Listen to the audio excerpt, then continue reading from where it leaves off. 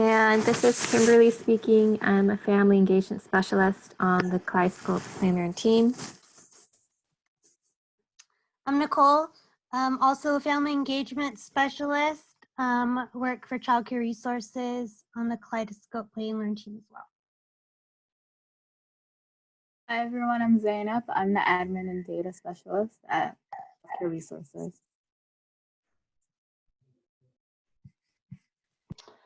So a quick reminder, why are we here today? Again, to provide resources, relevant resources, updated resources that you can pass on to your communities. Of course, support and connect all of you and try to learn from each other,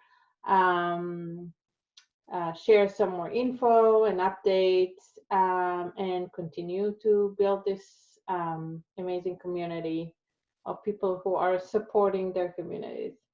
And we'll have some time to, we will leave some time for discussion and reflection at the end. It looked like Maureen raised her hand. Did you want to say something? No, sorry, that was an accident. Oh, that's okay.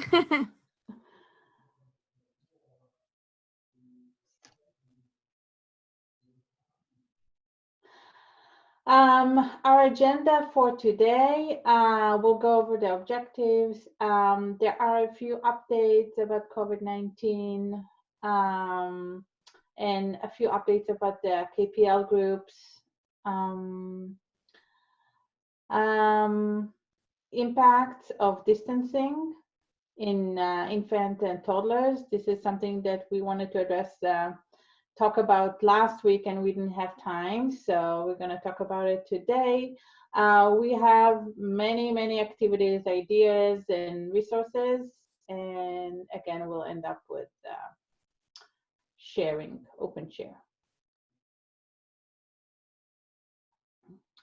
Our objectives. So again, we would like everybody, facilitators, affiliates, families, and communities to receive the support that they need. And we understand that the support might look different in different stages of this pandemic and as it's developing and it's a rolling situation. Keep up to date and stay informed. We are trying to bring you some updated information that we think would be relevant for your communities, and also make sure that you know how to reach and how to get some more information and that is available to you. Learn about the evolving COVID-19 situation together, and I think we have a lot to learn from each other, and we learn every week something new from other people's experiences, and focus on our community strengths. So I would like to again talk for 2 minutes about the King County funding for childcare for essential workers. So this is really specific to King County, and it might be, I'm not aware of similar funding in other states or outside of King County, but it might be relevant to you if you live outside Washington or outside of King County as well. So King County is now supporting childcare for essential workers, and there's a list of who is considered the essential worker in King County, and the link is here if you want to check this list.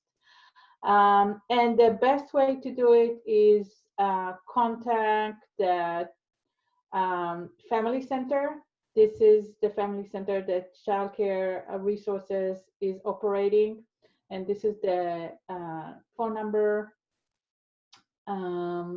So there is a process of, they're trying to do it as easy as possible, but there is a short process and some documents that the family would need to provide. It is available in Spanish and other languages if needed.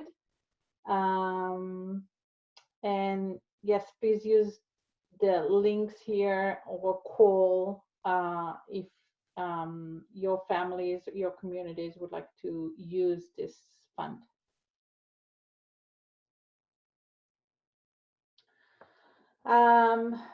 One more document that the Public Health Department in King County published yesterday, and I thought it was very relevant to everybody, not just King County, but this is a really nice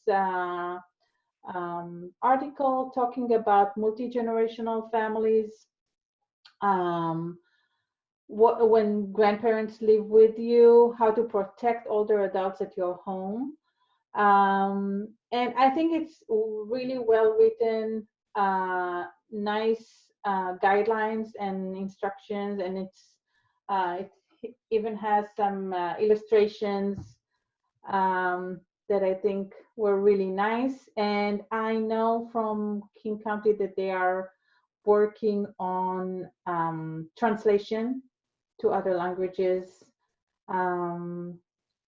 But please, the blue line is a link to this document, and please use it and share it.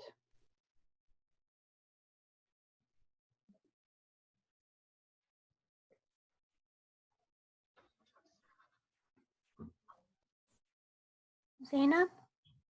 Yes. So I wanted to provide this information about the Imagine Institute, where there was a couple questions on how you could support child care providers during this pandemic. And so they are taking a lot of substitutes to help those child care providers who need it. And I provided the link in their contact information. So if you are interested in that, you can take a look at that information.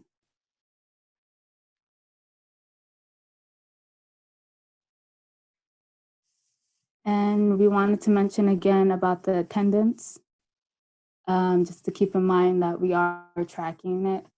And if you are running a virtual group, that you are tracking the amount of participants that are attending that group. And I will be providing the SurveyMonkey link soon, next week, just about towards the end of each month. So that link will be going out to everyone next week. So just be on the lookout for that. And this is just the example of the survey and how it looks. Pretty straightforward, just providing the month and your organization name, the platform you're using, and just a basic estimate of the amount of participants that are attending your group, and as well as any comments or additional information that you want to provide us. And feel free to contact me if you have any questions about it. It looks like we have someone raising their hand. Go ahead. Hello. So the drop-in classes that my organization runs are drop-in programs, and we don't ask parents to give us their contact information. So we actually don't have a way. One of the programs is part of an agency that has a Facebook page, and I can put something on the specific Facebook page, but we don't have a way of contacting most of the families that are part of our groups. Unless they decide to just say, hey, what are they doing over there? So we're running virtual groups with kids who are signing up for classes that are other classes we run, but not KPL. And I'm not really sure what to do about that.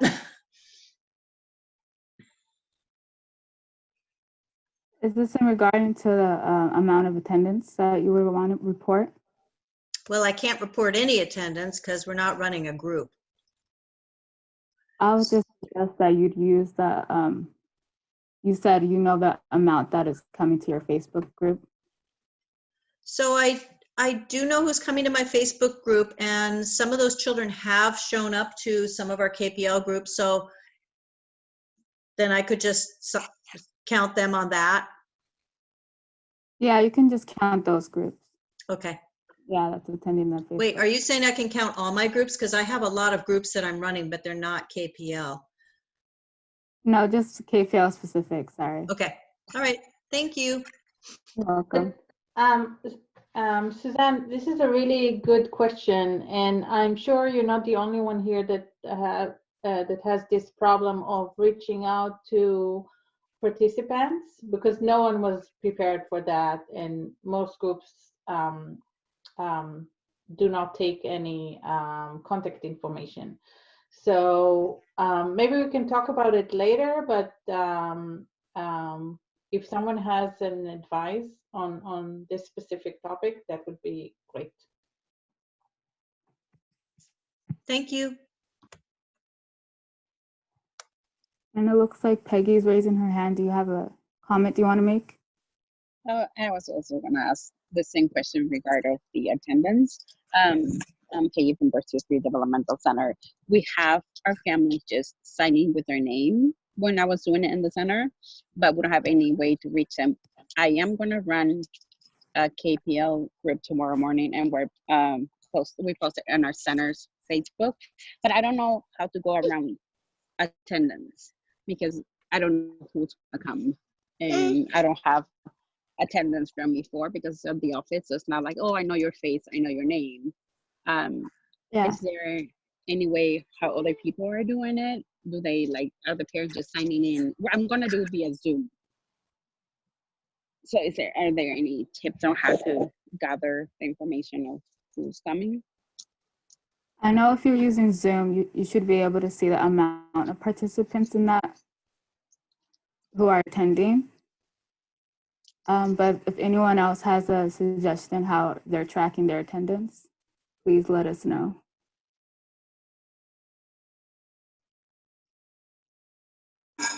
Thank you. You're welcome. And there's a question, a comment. Are we just trying to estimate the total number of participants, or do we need to break that down further?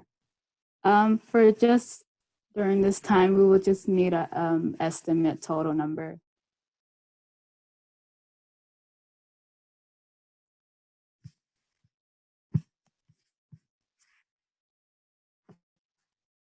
You have another question, Zainab? It said it's from someone who's out of state and they want to know Yeah. if they're required to do the Survey Monkey. If so, can they get the link? Out of state, we're not tracking the attendance. You would just do that for your annual report at the end of the year.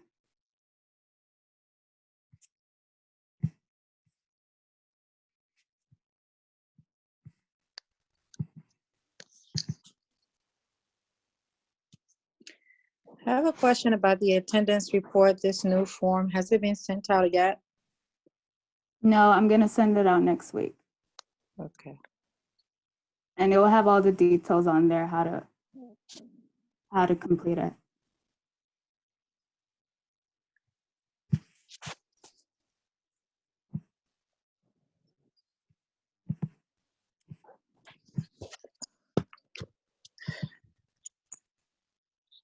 Is there any more questions about the attendance report?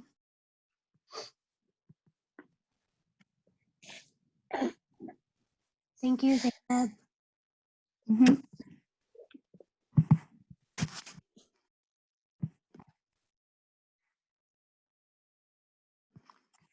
Hi, this is Kimberly speaking now.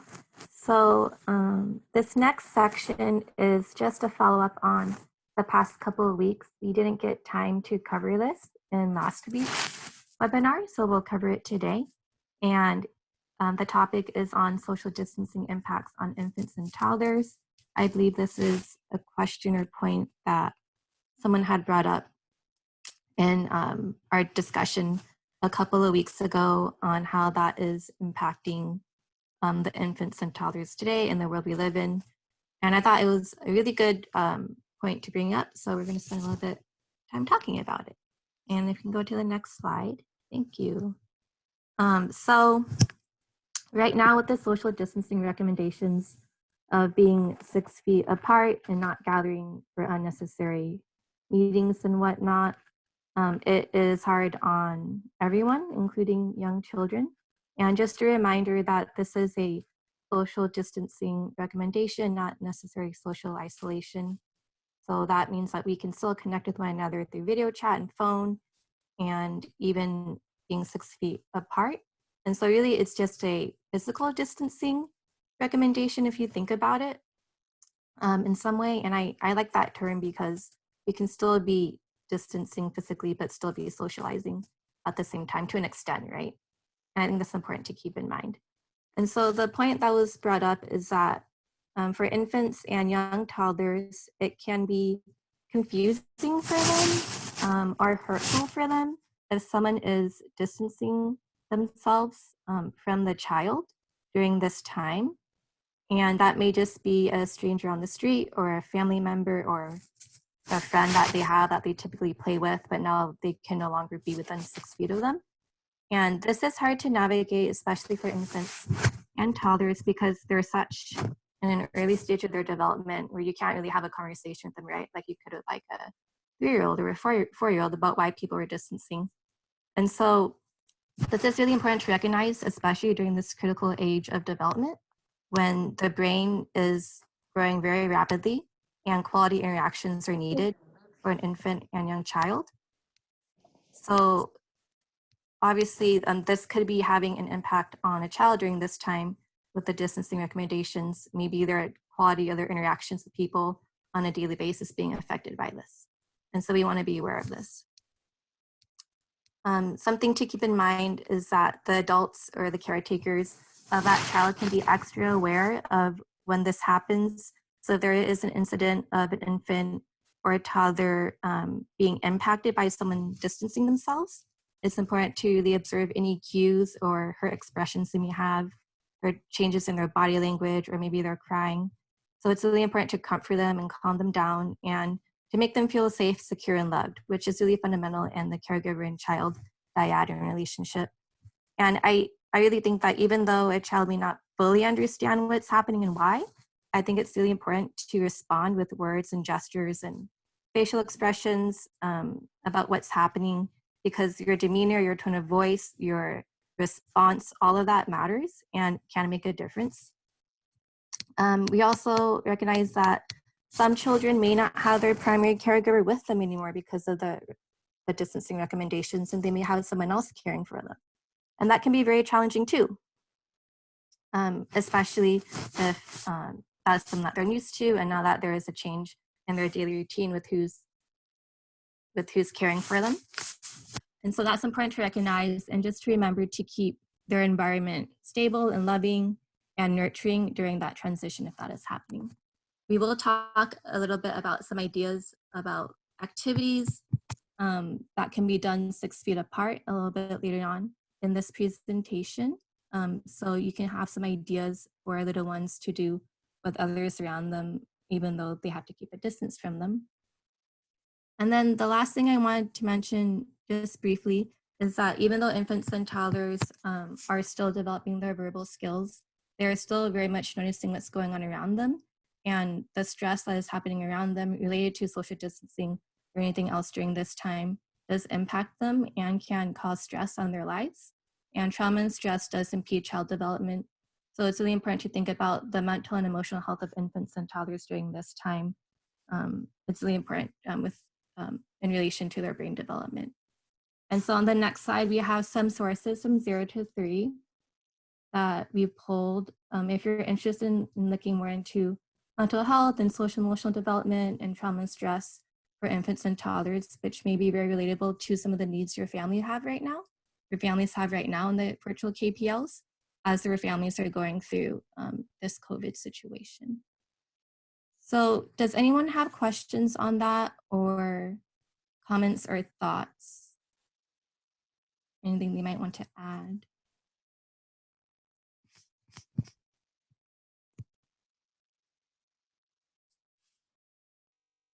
Okay. Well, if you do, feel free to chime in. So the rest of the webinar will mostly be on activity ideas, and this was feedback that we got from all of you that you are looking for more ideas to suggest to the participants in your groups. And so we've kind of broken it down into a few different sections. We'll talk briefly about some ideas that you can do on the virtual KPLs you're doing. It looks like someone asked to go back to the 0 to 3 list. We could go back to that really quick if you want to look at it again. These PowerPoint slides will be sent out at the end of the webinar in PDF format, and then as well as the recording of the Zoom as well. So if you don't get everything down right now, you will get it later after the webinar is done. And the hyperlinks should still work when it is in PDF form. Okay, so after the ideas that we'll go over for your virtual KPL, we'll give some suggestions on some games that are social distancing friendly, and then the rest of the webinar will be on caregivers and children activities for the home. And on the next slide are just some ideas that what you could do for your virtual KPL. We want this to be a very interactive experience for everyone. So some ideas we have include each week you can suggest or recommend to your participants to bring a specific item to the virtual KPL that's live, for example, so that you can partake in an activity together. So for instance, like last week, we recommended maybe participants bring something like a bowl or cup that they can use as a drum for an online drum circle, or bring even like an extra utensil or item to use to tap a beat with. If you're doing some kind of lesson on shapes, you can encourage participants to bring an item that's a specific shape, like a circle or a triangle, or have them bring anything, and then they could talk about what shape it is during your discussion. You can have a show and tell and invite participants to bring something that they want to share with the group, like a favorite stuffed animal, or something that they have in their house that they like to talk about or share with other people. Another idea is to bring a few clothing items to talk about and talk about the colors and shapes and how to sort them. You could also consider asking them to bring an item that they use every day. So that could be like a comb, a toothbrush, or an eating utensil. And you can tie that in with how routines are really important for our children's lives. And then, of course, we always want to encourage outdoor items as well. So if you encourage them to bring like a leaf or a rock or a flower from outside, you can incorporate that into your lesson plan for that day and relate it to counting or a song or a theme for that week or whatever it may be. So these are just some examples. And then on the next slide, we have some ideas on how to make the virtual KPL interactive in between like the caregiver and child. And that's something that we want KPL in person and virtually to encourage interactions between the caregiver and child. And so here are some ideas that we have seen groups do. They're listed. I've seen some groups have the caregiver and child count together, like as a whole group to 5, and at the end, the caregiver picks up that child and they do like a rocket launch. Singing Row, Row, Row Your Boat and Wheels on the Bus and other songs with the child in your lap, doing the hand motions is always a really fun one. Learning sign language together, doing yoga poses together. These are just some ideas. Does anyone have any other ideas on activities that can be done virtually that would promote interaction between a caregiver and child? Tim left a comment. He said, do a stuffy dance using Zoom and a song from Spotify. You can pin kids' songs. Yeah, exactly. So I love that. Incorporating music into your live virtual KPL is a great idea. Tim, I'm glad you got into the webinar. I saw your email earlier and I'm glad you were able to make it. Yeah, made it. Any other ideas? Hi, this is Lorena. I think to sing songs with movements like Hockey Pokey, Yes, yes. Yeah, to do like exercise, and we can do that, and children can follow us, the movements also. Thank you. That's a great idea.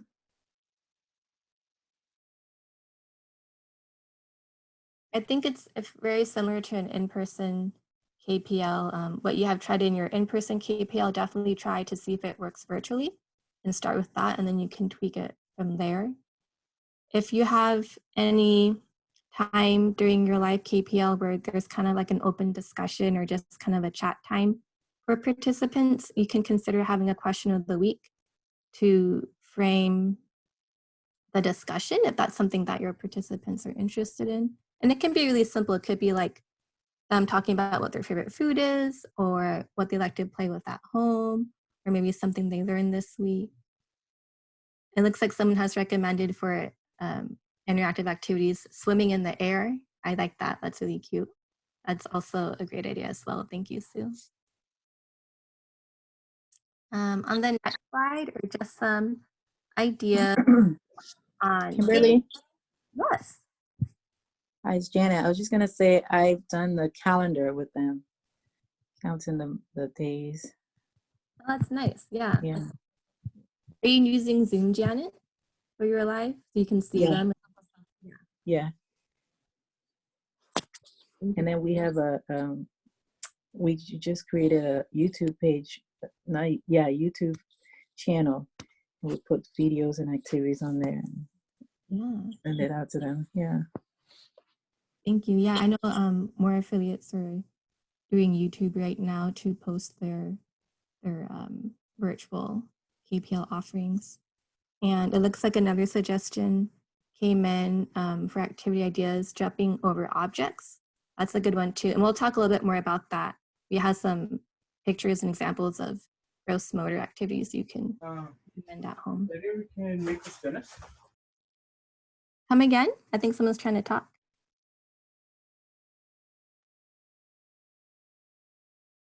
Does someone have a question or a comment? Okay. Well, if you do, feel free to chime in again. On this slide, we just have some examples of games that children can do 6 feet apart. So for example, if caregivers are at home and they're caring for the child that they care for and the kid is outside with other kids in the neighborhood that they can't come in close contact with, there are still some games that can be done 6 feet apart, like jump roping, hula hoops, hopscotch, chalk, dancing, games like Grid Light, Green Light, and Mother May I. And then if at any point during this time a child comes across someone, maybe a family member that's visiting that they can't come within 6 feet of, there are definitely ways to interact with a child still with keeping in the distancing recommendations. So it's just about getting creative and finding ways to be interactive while at the same time being safe about it. Does anyone have any other things that they might want to add to this? The activities that people can do while 6 feet apart that aren't on this slide?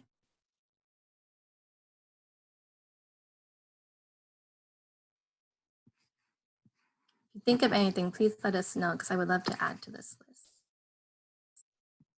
And our next slide are just lots of fun pictures and ideas of activities that you can suggest to caregivers at home during your online KPLs. And we really want to encourage you to suggest to them to use items at home.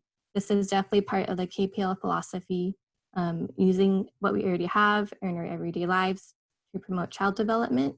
And I think the amount of time that people are spending at home right now is really a great platform to even further launch this KPL idea that they already have a lot of things at home that they can use and they don't necessarily need to go out and purchase fancy or expensive toys. So like in this photo, you have that plastic case that's typically used for like wipes and recycled containers that can be used for infant and toddler toys. And on the next slide, just a reminder that we have a Pinterest page. So these photos came from our Pinterest page. There are definitely a lot of categories on there exploring different themes and types of activities for birth to 5. And if you need some more ideas after this webinar or a resource to go to again, please check this out. Nicole has done a really nice job in adding to it over the past year or so. And this is for your use. And on the next page, we'll go through some types of activities for infants and toddlers. This is a slide showing some activities that are sensory. So this is really important. Sensory activities basically are activities to stimulate the senses like touch, smell, and taste, and so on. And this stimulation is really important in brain development. And really simple things like playing with ice, freezing things, playing with flour or a different item, like in a bucket or a bowl, touching different fabrics, and so on, are great sensory activities for infants and tots that can be done at home. On the next page, are some examples of activities that promote motor play for motor skills, and motor development relates to the fine motor skills and gross motor skills that we want children to develop. So just as a reminder, something that you could let caregivers know is that motor development relates to the physical growth and strengthening of the child's bones and muscles and ability to touch the surroundings around them. So for example, Play-Doh is a great way to develop fine motor skills that relates to the small muscles in their hands so that they can later write and draw and use their hand muscles. And then gross motor skills relate to the larger muscles. So that relates to babies being able to pick up their heads and kids being able to run and jump and skip. So these are very basic messages that you can suggest to caregivers while you're recommending these activities. On the next slide, it covers some examples of fine motor skills with very, very simple everyday activity items, an egg cart, plastic cups, paper plates, tape on the ground to promote balance and jumping and whatnot. The next slide, another example of how to use an everyday item to promote gross motor play. Super simple. These are typically things you may find in your recycle bin. On the next slide are some ideas on how to promote play with sponges. They could be used as a sensory item with water. They could be used to build, such as blocks. They could be used for painting. They could be incorporated into lessons related to color or shapes or sizes. There's a lot of possibility here as well. And on the last slide, I just kind of put together a variety of different examples, not really relating to a specific theme, but even something as simple as having a discovery bowl or taking a laundry basket and putting different items in it for an infant or toddler to explore can be an activity. Setting up pots in a circle for drumming, making sensory items, sensory boards with outdoor items like pine cones and sticks and just gluing it to a box. Using kitchen items like a cupcake container, baking tin to put balls in, or an old tissue box to pull out scarves with. These are all very simple things that can be done at home for infants and toddlers.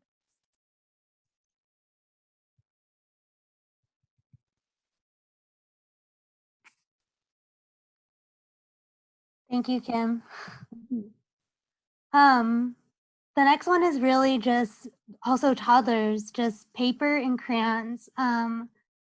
Coloring sheets are great, but paper and crayons really, most people have paper laying around their house, scratch paper. And so if there's not crayons, like even a pencil or a pen or any kind of writing tool that's around is really fun for young children and really promotes strengthening their fingers, their fine motor skills. And a message to send to caregivers is really, they're practicing their creativity, they're learning to write by just coloring and then just practicing with their hands, and to allow them to hold it however they want to for now. They're still young, so they're still learning how to hold writing tools, crayons, and that just takes practice. And so that's another fun one. Also, just dancing, some ideas for props for dancing, excuse me, scarves, sheets, small blankets, old t-shirts, ribbon that's laying around the house, fun hats, fun dress-up clothes. If you have balloons, that's so fun, flowers, and music. So really digging into that, however your caregivers choose to, is just super fun. Children learn so much through music movement. They can learn about taking turns and spatial awareness, and they're learning new vocabulary, coordination, strength and balance, and just so many things. So, and it's just easy to do. You don't need anything. You can dance without music if you want to, but you know, if you do choose to, you can dance to all sorts of music. So, yeah. The next one is just to create a space for tumbling indoors or outdoors. Children really need movement, so making a little space in the living room or in the hallway or just somewhere for them to kind of stretch their bodies and do some somersaults. If you know caregivers are able to do it with them, that's great, but not necessary. They can do it on their own. And so I wanted to add that as well, just something super simple, and all you really need is some space. Rolling or kicking a ball, you know, just any kind of ball that's laying around the house, a big ball, small ball. This can be done outside or inside. Just rolling a ball back and forth is really fun for a child. Activities for caregivers and children for pre-K. So for a little bit older children, indoor scavenger hunt. This was created on Canva, so we're going to attach it to the follow-up email. And it's just very simple. Find a round object, a blue shirt, a red crayon, just things that most people have laying around their house. Find a plant, even if it means going outside to find it. I know it was mentioned before that some caregivers are not comfortable going outside right now. So this can definitely be done indoors.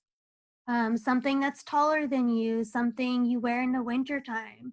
And so I think it's just a really fun adventure to walk around the house with your caregiver and find special items and mark them off the list. Next one is going digging for worms. This photo is actually a photo of a previous student I had when I was teaching, and that one of our favorite things to do was to search for worms. The best place we would find the most luck is in some dirt, like near a building or a curb or something of those sorts, kind of deep. We would dig with a stick very carefully or with our hands and find so many worms. And you know, you can measure them, you can just look at them. I think it's a good opportunity to talk about the environment, our planet, being kind to living things. There's a really great book. It's called The Diary of a Worm, and it's for a little bit older, I think between the ages of 4 and 8. And it's a very, very hilarious book about a worm that just writes in his diary every day and talks about things that he's afraid of when going out and what he ate for dinner. And it's just super, super cute. So if you haven't read it yet, I would read it or just check it out. It's really cute. Let's see, dress up. This really can be done with toddlers as well, of course, is just dressing up, putting on big shoes that don't fit, scarves, dresses, hats, wearing silly glasses and jewelry and bags, adding some fabric, maybe some big belts and some ties, finding some aprons or vests. Can anyone else think of any other ideas for dress up? I know there's probably many, many more.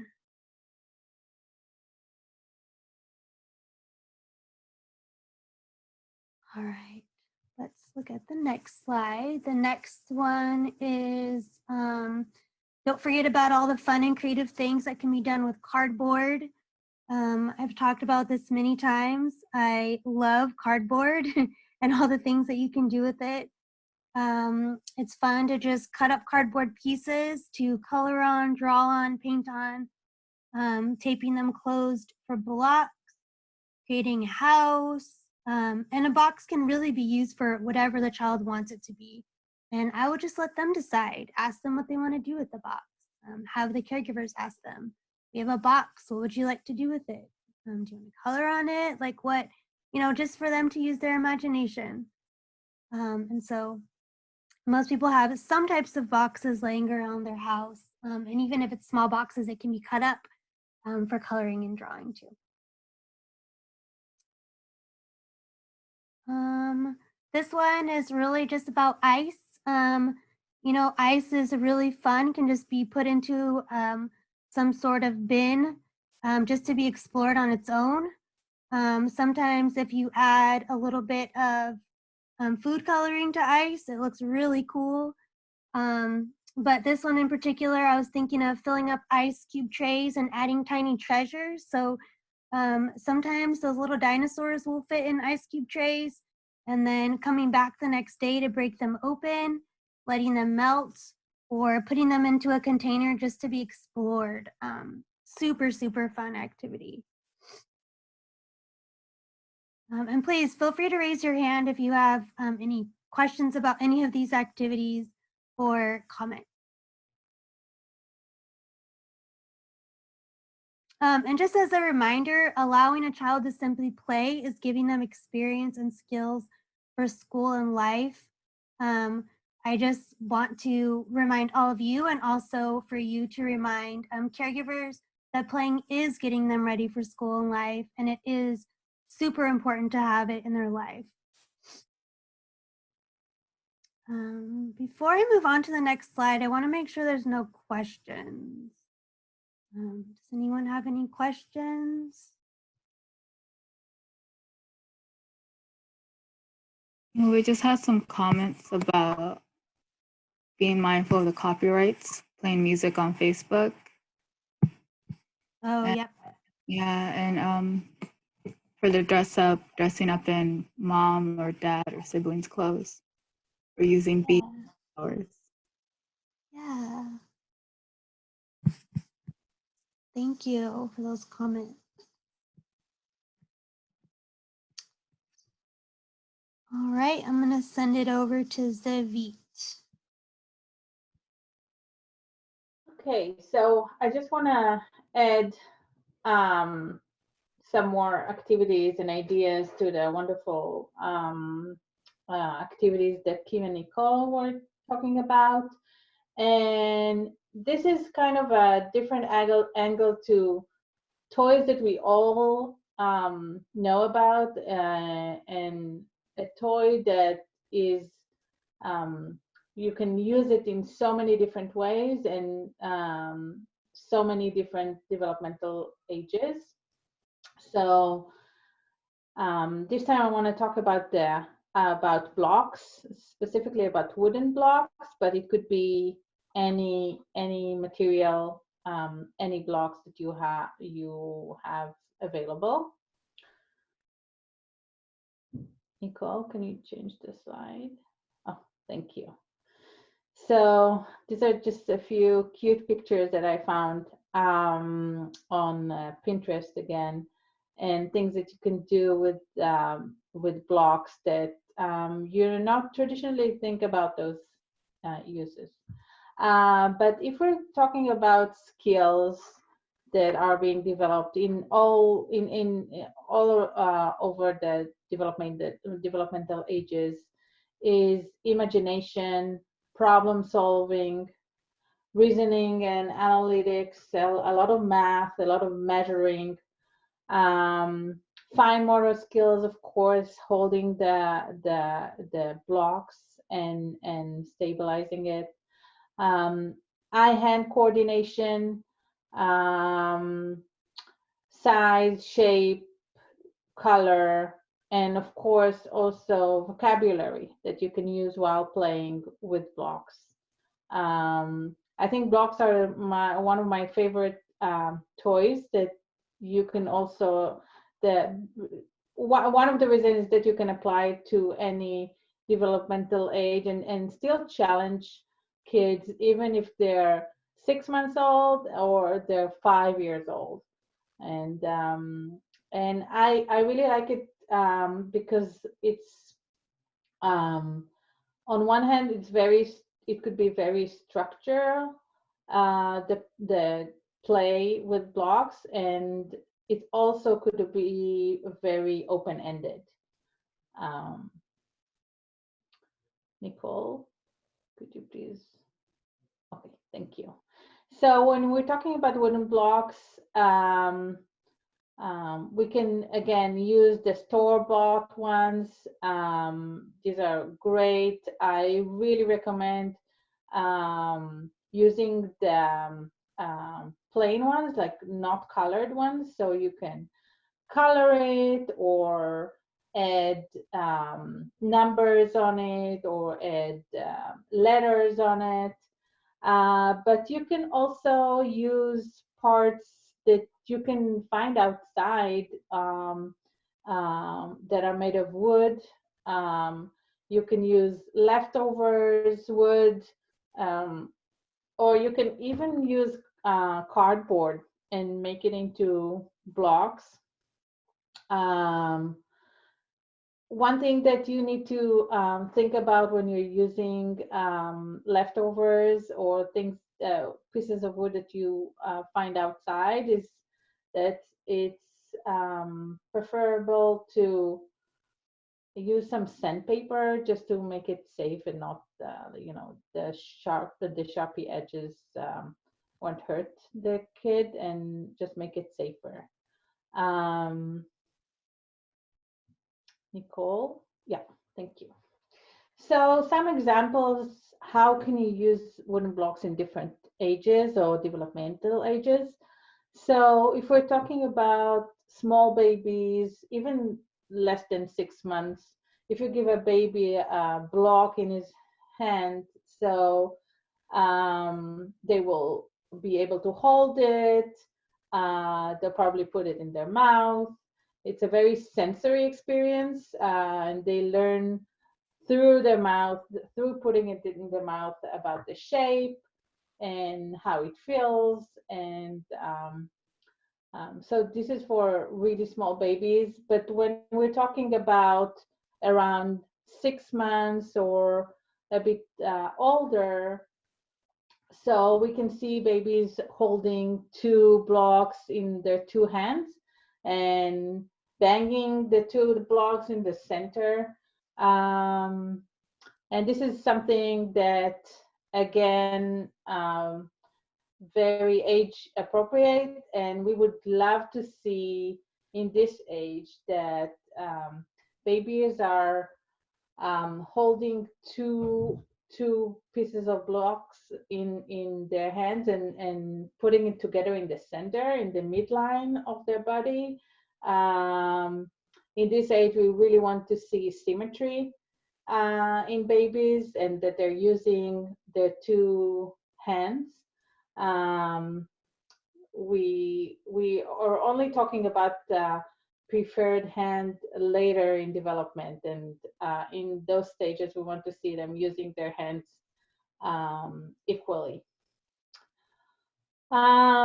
Later, around 1 year and a bit later, we want to see babies starting to stack blocks. At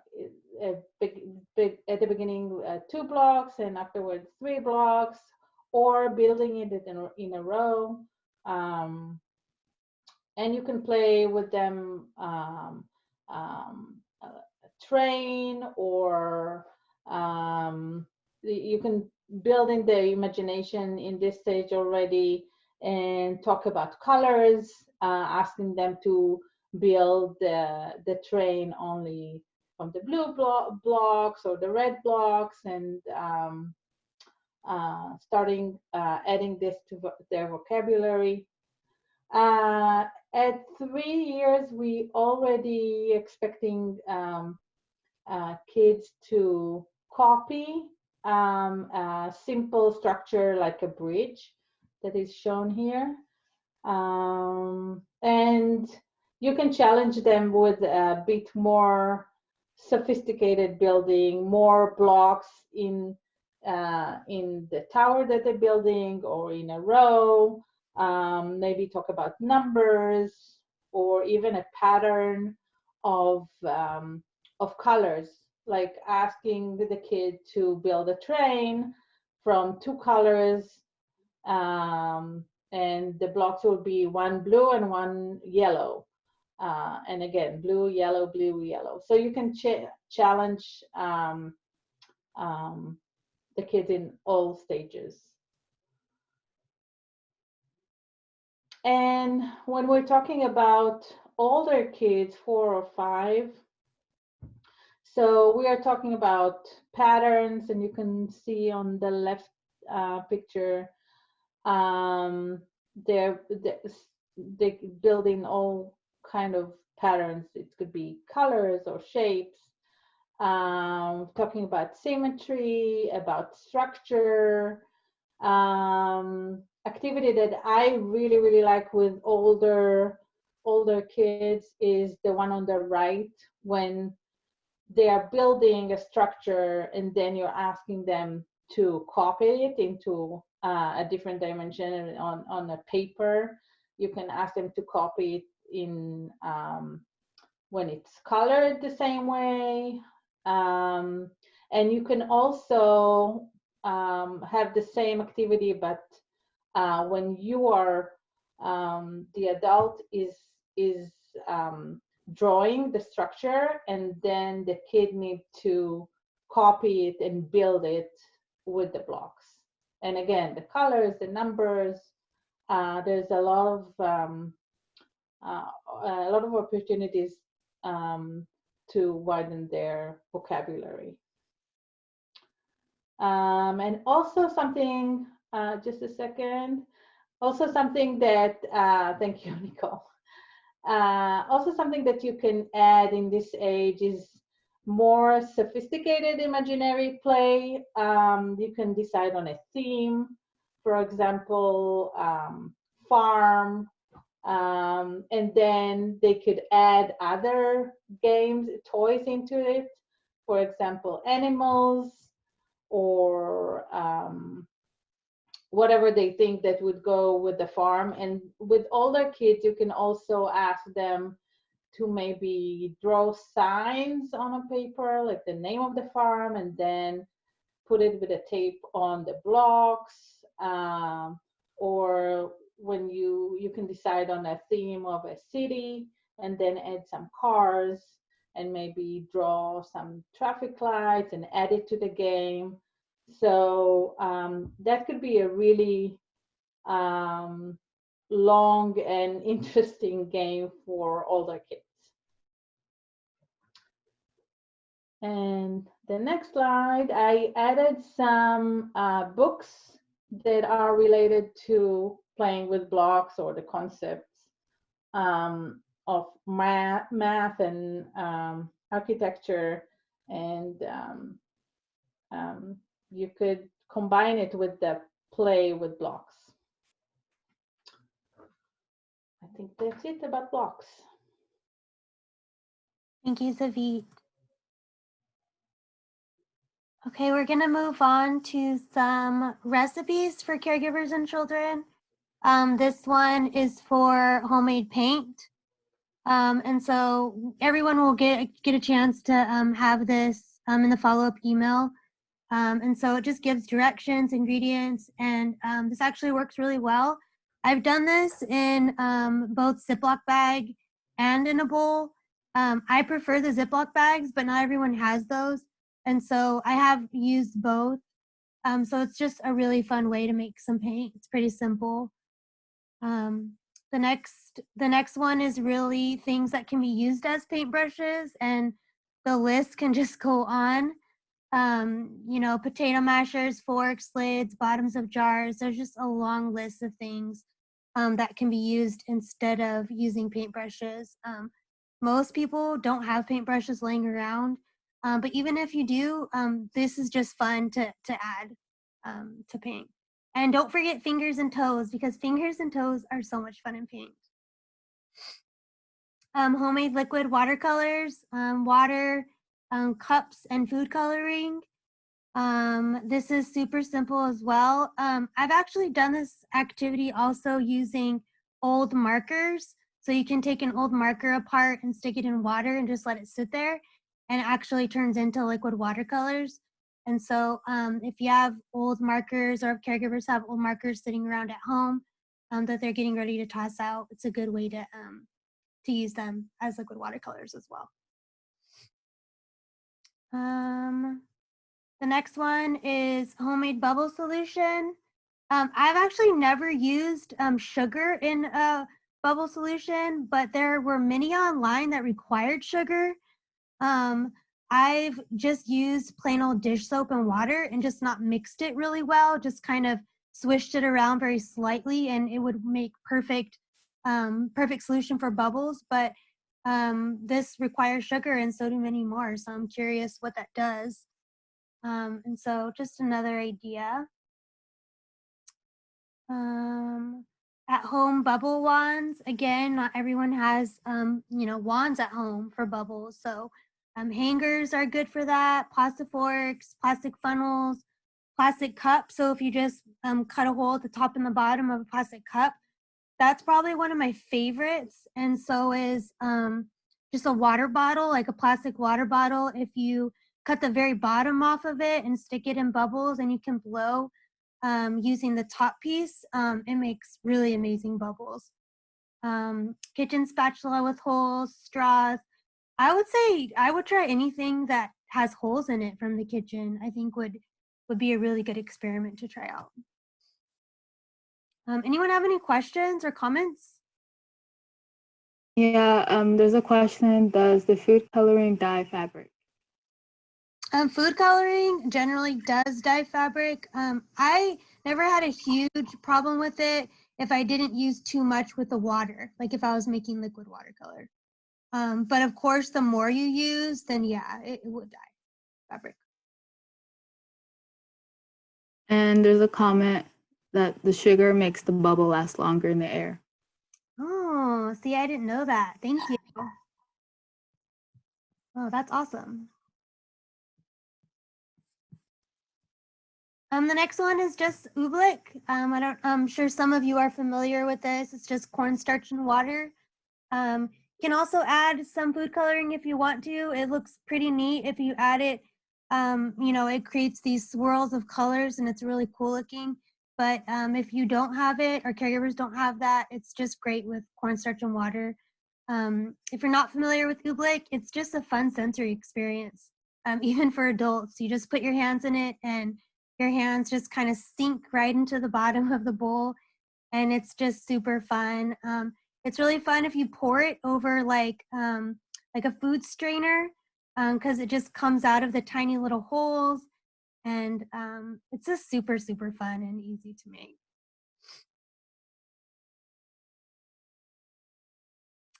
Before I move on, does anyone have any other questions or comments?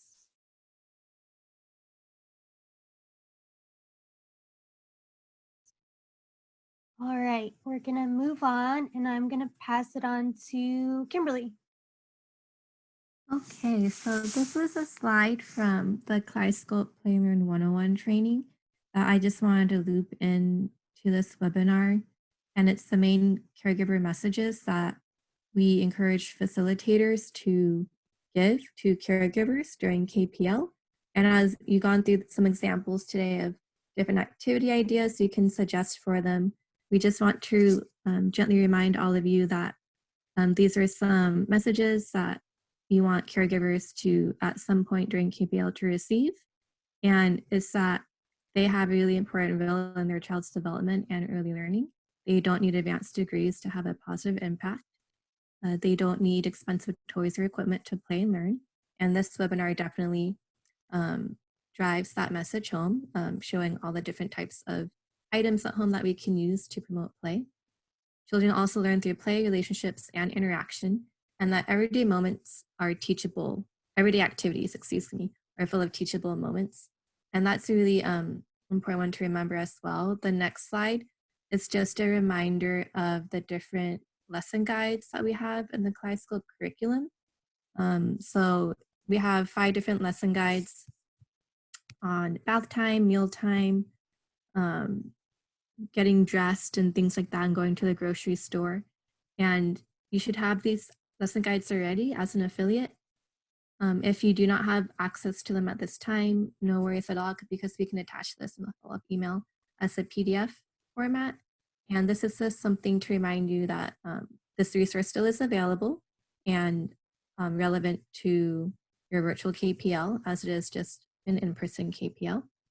And we encourage you to use them if you're interested.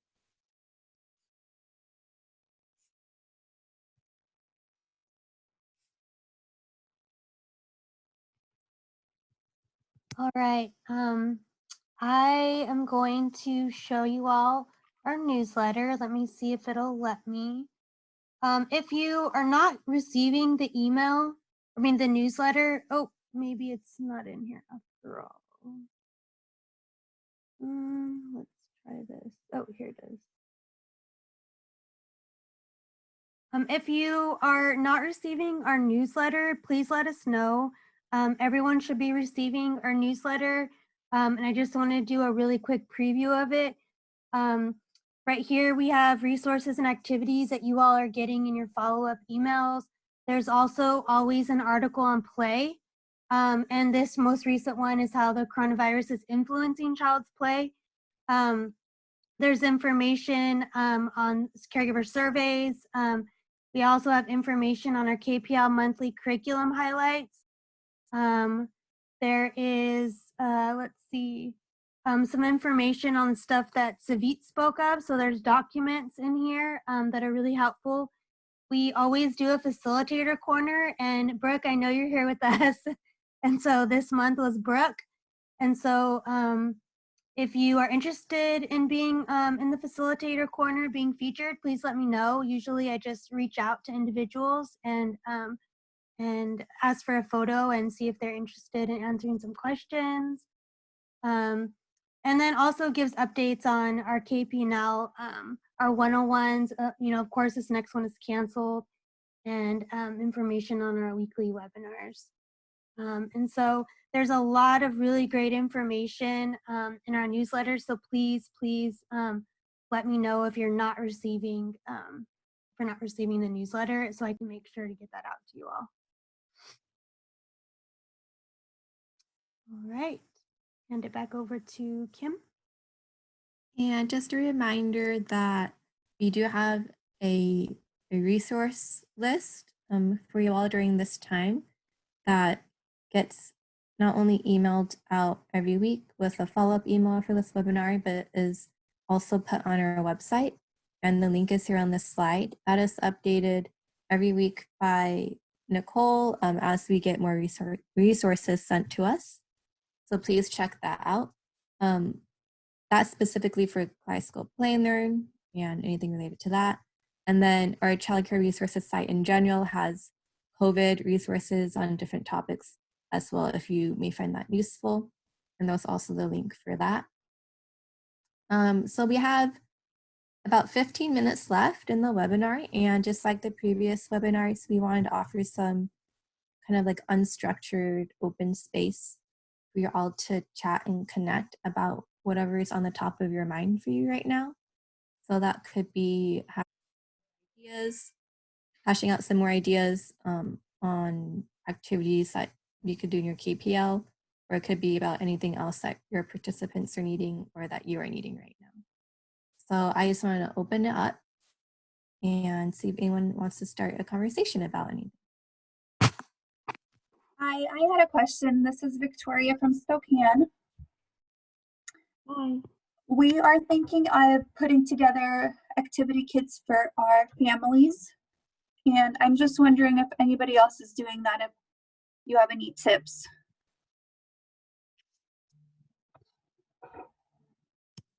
Thank you, Victoria. I do know that there are others who have tried this, or already started doing this. Mm-hmm. I don't know if they're currently in the webinar right now, but has anyone experienced this yet with their groups?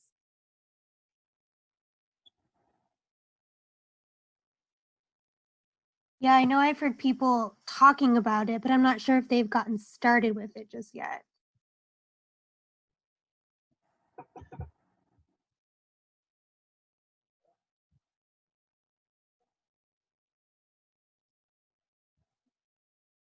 Hello, this is Rachel. Hi. Hi. As far as the kits, we just started, but we have a kind of a classroom. So we work with a lot of students that are getting ready to go to K4. So we put together some K4 packets, and through the contact information that we have, we also with our school have a daily lunch drop off. So we will ask them to meet us at the lunch drop off and pick up their, I guess, kind of like graduation care gift or care bag. So that's kind of what we're doing right now. What are you putting in the kits? We put construction paper, scissors, the little kid safety scissors, Play-Doh, sidewalk chalk, a bubble wand, a book, some little ABC cards and color cards that we got at the dollar store. Most of the stuff that we got was from the dollar store or Dollar Okay. Tree. Thank you. You're welcome.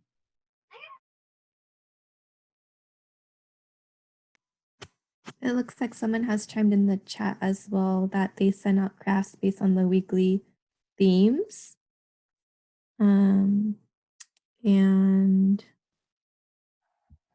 For example, they've sent out a caterpillar themed craft for their butterfly unit, and they're observing caterpillars during their Zoom sessions. That's awesome. And so they're aligning their crafts related to that topic. And they just ordered tiny glue bottles and safety scissors to send out to participants as well. Thank you, Myra, for sharing that. Thank you.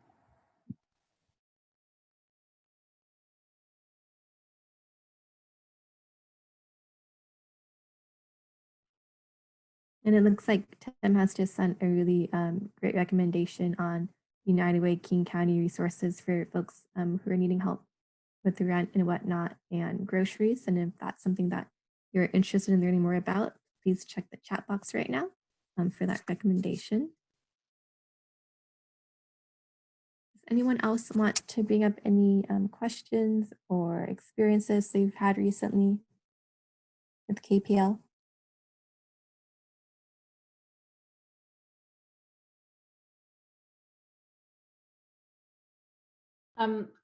This is Yvette. I would like us to go back to the question that was raised before about reaching out to your community when you don't have the contact information.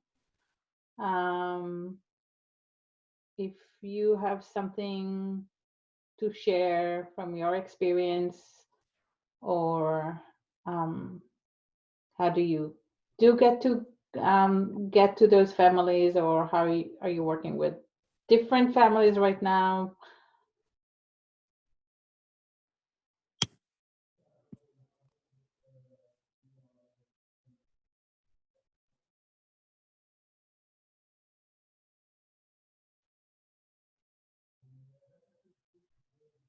Yeah, I think Brooke raised. Go ahead, Brooke. Hand. Hi, everybody. I just did my first play and learn group last week on Zoom. And what I did initially was just did a combined group of the two groups that I usually facilitate. So kind of offered that to the families that I work with. And I think if it starts to gain a little bit of traction, what I'll probably do is, advertise it to our organization as a whole to see if there are other families or other people who are interested. And then,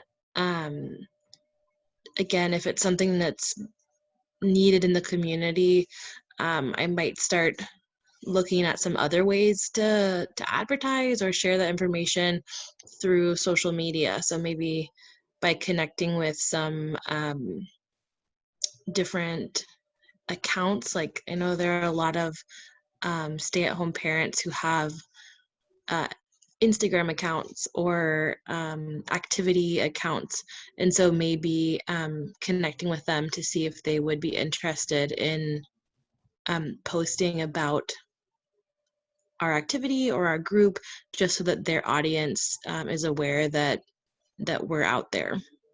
Just kind of one idea that I had. Yeah, Brooke, I think it's thank you for sharing that. I think it's a great idea, and forming different groups right now, it's always an option. And I know from the funders side that they want to see an impact in the community, and even if you cannot reach the original participants, even if you reach other participants or others in your community, this is still having an impact on this community, and that's great.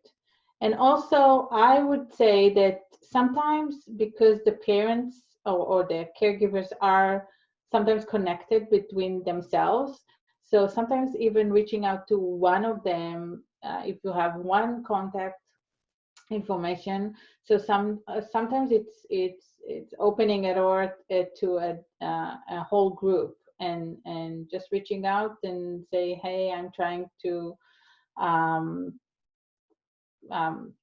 reach out to this whole group. Maybe you have any contact information that you would be able to ask them if they're interested. That would be also an option.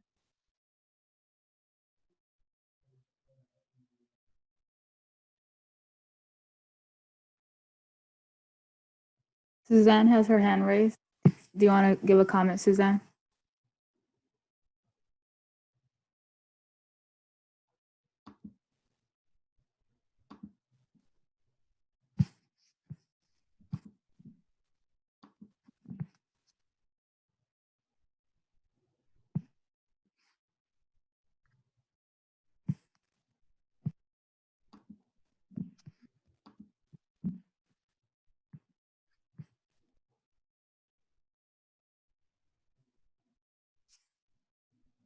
There are some comments in the chat box and questions. Someone had asked, Peggy, you asked, do you need to have a sign with the KPL logo in the background of a virtual KPL session? No, we're not requiring that right now, but I definitely encourage you to make your virtual session more fun, to have like a KPL sign or something that you can hold up that's colorful and nice to look at as participants log in, for example. That's definitely a nice way to make it more welcoming in the virtual setting.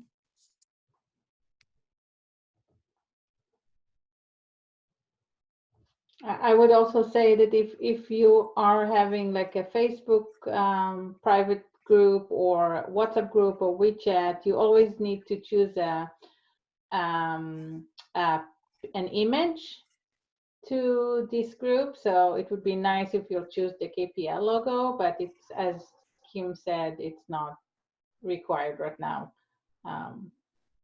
If you can have it there, great, but if not, don't worry about it. And then looks like some other ideas have come in as well for kits.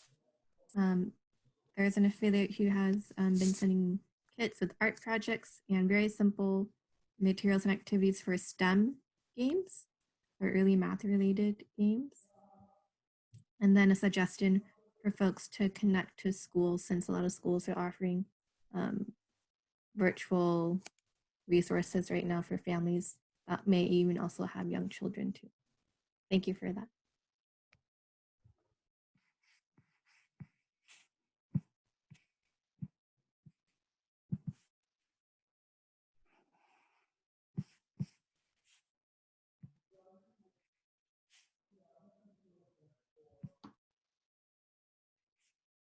There's also another suggestion to use local radio and local TV to reach families. That is a great idea too. Calling into your local station, if they have space for people to make announcements about resources or whatnot, that can definitely be a way to reach people. I did not think of that actually. Thank you, Lorena.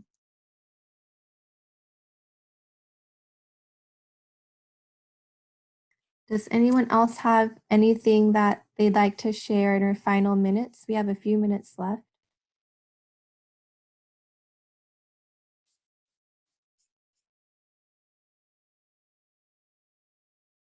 Okay, if you could go to the next slide, Nicole, I just want to show the upcoming topics that we'll cover in the next couple of weeks in our weekly webinars in the order that was most popular when you all took a poll last week about what topics you're interested in. So the upcoming topics will be about how children respond to crisis as it relates to their development and what adults can do, and then as well as how children learn through play at home. Someone has chimed in also about CMAR having a local radio station and about that being a possibility to make general KPL announcements. Thank you, Brett. That's definitely something to look into to get the word out there if you're needing a way to reach families. This is just the same site as usual with a link to some different things. The first one is the link to next week's webinar, same time, 1 o'clock on Tuesday. So you can click there to register. It'll also be in the follow-up email. We also have the link to last week's webinar recording on YouTube, and then also a link to the Kaleidoscope Play and Learn playlist. So all of the webinars in the past that have ever been made and any future webinar that we do, including this one, will be posted to that playlist for all of you to look at and watch at your own leisure. And we're just gonna wrap up, and the next set has a really cute picture of a kid that we really liked. If no one has any more questions, we just want to thank you for all of your time and the work that you're doing, and that we appreciate it, and to let us know if you need anything specific to help you in your work. Our contact info is on the next slide. You can reach out to us via phone or email at any time. Thank you. Thank you, everyone.